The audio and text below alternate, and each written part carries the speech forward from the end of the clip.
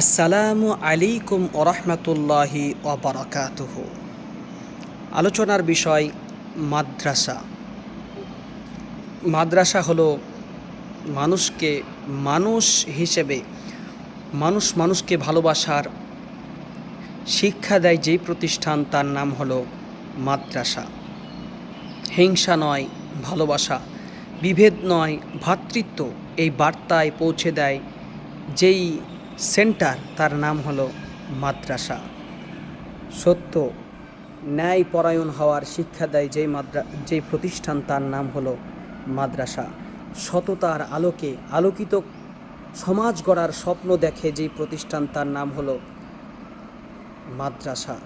একজন আদর্শবান মানুষ হিসেবে গড়ে তোলার কারখানার নাম হলো মাদ্রাসা। মাদ্রাসা যেখান থেকে তৈরি হয় নম্র, ভদ্র, নমনীয়, সহনশীল একজন মানুষ।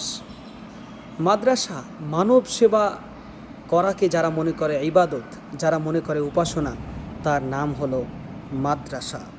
কিন্তু পৃথিবীর কোনো অমানুষ বলতে পারে মাদ্রাসায় জঙ্গি তৈরি হয়।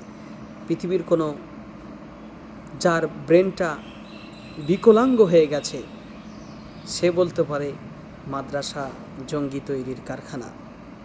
যার অন্য কোনো মানুষের প্ররোচনায়, অর্থের লিপ্সায়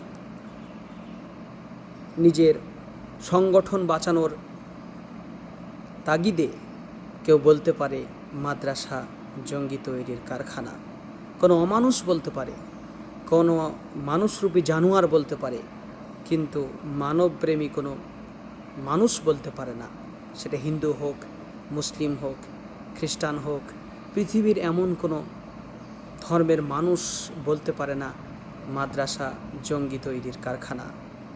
চেনে সারা পৃথিবীর মানুষ নবী মুহাম্মদ সাল্লাল্লাহু আলাইহি ওয়াসাল্লামকে। কী ছিল তার চরিত্র, কেমন ছিলেন তিনি চরিত্রবান, কি আদর্শে আদর্শিত ছিল, কি মহা অনুপম আদর্শের অধিকারী ছিলেন মুহাম্মদুর রাসূলুল্লাহ সাল্লাল্লাহু আলাইহি ওয়াসাল্লাম। তার ছাত্ররা কখনো বেয়াদব হতে পারে না, তার ছাত্ররা কখনো সন্ত্রাসী জঙ্গি হতে পারে না। এটা আপনার মুখের বার্তা আপনার মুখেই থেকে যাবে, কোনো দিন প্রমাণিত হবে না ইনশাআল্লাহ।